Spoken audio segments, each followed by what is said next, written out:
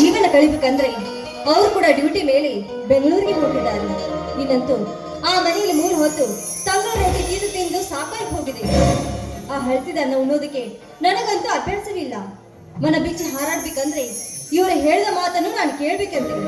ಯಾಕೆ ನಾನೇಗೆ ಇವರು ಹೇಳಿದ ಮಾತನ್ನು ಕೇಳ್ಬೇಕು? ನಾನು ಯಾರು ಅಂತ ಇವ್ರಿಗಿನ್ನೂ ಗೊತ್ತಿಲ್ಲ. ನನ್ನ ಕೈ ಏನು ಅಂತ ಒಂದು ಸಾರಿ ತೋರಿಸ್ತೀನಿ.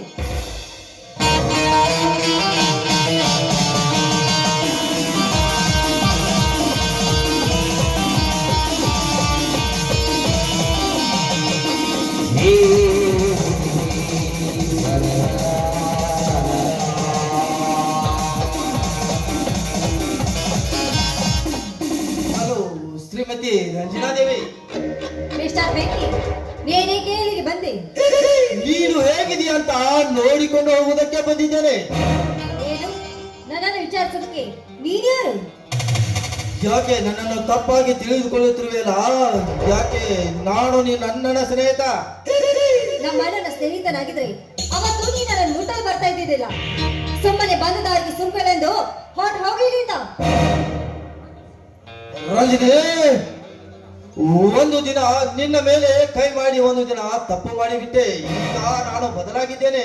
ನೀನು ಹೇಗಿದೆಯಾ ಹೇಳು ರಂಜನಿ? ಚೆನ್ನಾಗಿದ್ದೀನಿ ಬೆಂಕಿ. ರಂಜನಿ, ಹಾಗಾದರೆ ಒಬ್ಬಟ್ಟಿಯಾಗಿ ಬಂದಿರುವೆಯಲ್ಲ, ಯಾಕೆ?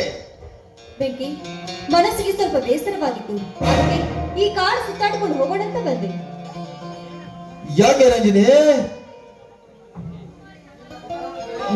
ನಿನ್ನ ಮುಖ ನೋಡಿದರೆ ಯಾಕೋ ಸಪ್ಪ ಕಾಣಿಸುತ್ತಾ ಇದೆಯಲ್ಲ, ಯಾಕೆ? ಹಾಗೇನಿಲ್ಲ ಬೆಂಕಿ, ಸ್ವಲ್ಪ ಬೇಸರವಾಗಿದೆ ಅಷ್ಟೇ. ಹಾಗಾದರೆ ನಂದೇಶ್ ಬೆಂಗಳೂರಿನಿಂದ ಯಾವಾಗ ಬರುತ್ತಾರೆ? ಅವರು 2 ತಿಂಗಳು ಕಳೆದ ನಂತರ ಬರ್ತೀನಂತ ಹೇಳಿದ್ದಾರೆ. ರಂಜನಿ, ಪೊಲೀಸ್ ಡ್ಯೂಟಿ ಅಂದರೆ ಹಗಲು ರಾತ್ರಿ ಮಾಡುತ್ತಾರೆ.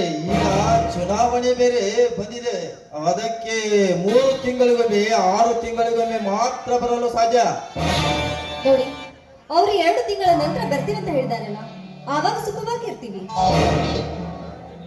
ರಂಜನಿ, ನಿನ್ನ ಗಂಡ ಈಗ ಫಸ್ಟ್ ಟೈಮ್ ಡ್ಯೂಟಿ ಮಾಡೋದು. ಅವರು ಬರೋದು 6 ತಿಂಗಳಿಗೊಮ್ಮೆ 3 ತಿಂಗಳಿಗೊಮ್ಮೆ ಮಾತ್ರ ಬರಲು ಸಾಧ್ಯ. ನಿನ್ನ ಜೀವನ ಹೇಗೆ ರಂಜನಿ? ಯಾಕೆ ಬೆಂಕಿ, ನಿನ್ನ ಮಾತಿನ ಅರ್ಥ ಬೇರೆ ರೀತಿಯಿಂದ ಹೋಗ್ತಾ ಇದೆ. ರಂಜನಿ,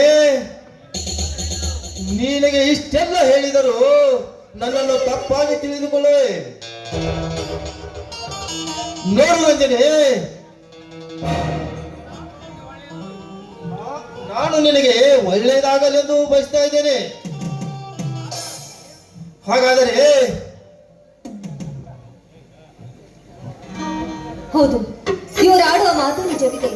ನನ್ನ ಗಂಡನೆಂಬ ಪಾಪಿ 1 ವರ್ಷ ಬಿಟ್ಟು ಬಂದ್ರೆ ಆಗ ನಾನೇನ್ ಮಾಡ್ಬೇಕು? ಈಗ ಇವ್ರೇನ್ ಹೇಳ್ತಾರೋ ಅದನ್ನ ನಾನು ಕೇಳಲೇಬೇಕು. ರಂಜನಿ, ಯಾಕೆ, ಏನಾಯ್ತು? ಹೌದು ಬೆಂಕಿ, ನೀವು ಹೇಳೋ ಮಾತು ನಿಜ ಇದೆ ಅಂತ ನನಗೀಗ ಅನಿಸ್ತಾ ಇದೆ. ಹಾಗಾದರೆ ಮುಂದೆ ನಿನ್ನ ಪ್ಲಾನ್ ಏನು?